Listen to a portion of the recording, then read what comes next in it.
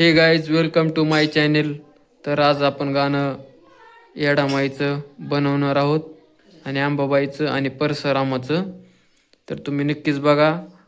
माझ्या चॅनेलला सबस्क्राईब करा, बेल आयकॉन दाबा, शेअर करा, कमेंट करा. चला स्टार्ट व्हिडिओ.